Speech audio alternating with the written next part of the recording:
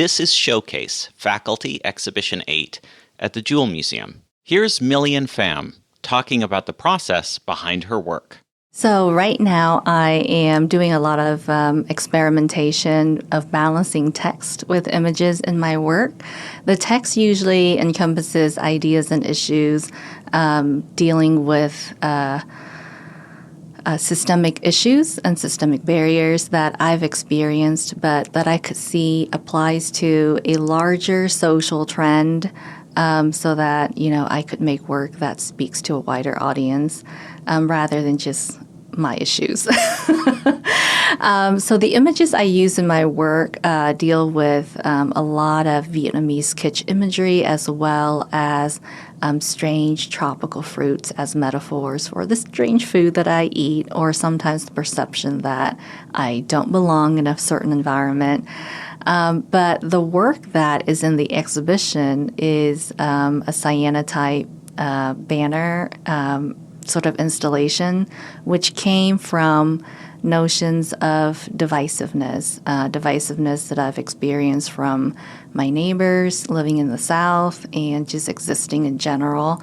And it comes from multiple scale, from, at home with my family and at work, as well as with society at large. So as an educator, I experimented a lot within my research so that I could bring it to my classroom.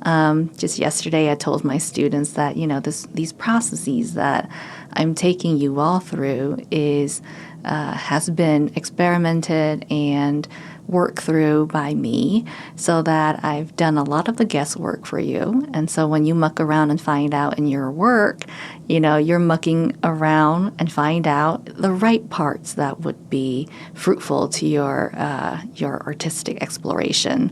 So, my research really informs my my teaching, and I try to streamline much of my classroom activities as possible.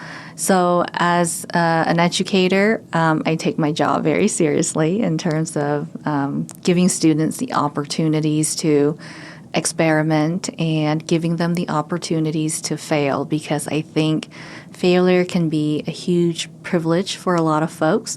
So in order for me to be an effective educator, I have to make sure that my classroom has those rooms for everybody to take risk and fail safely.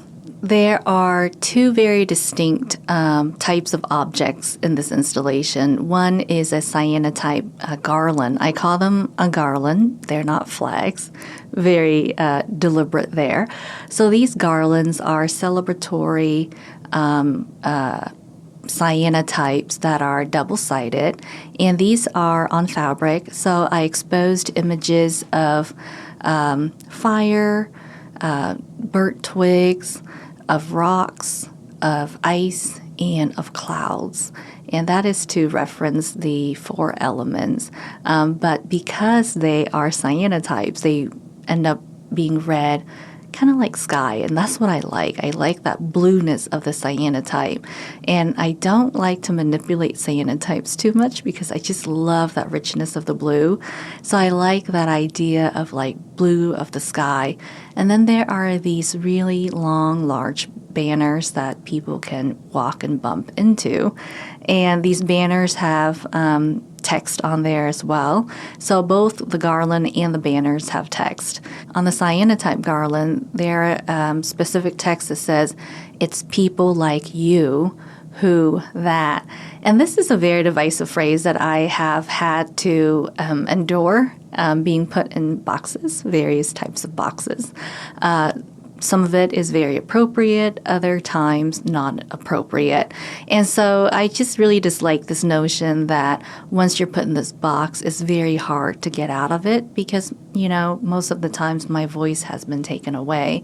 And so I thought about what is a different instance that I can reclaim my voice as well as provide that opportunity to explore for the viewer.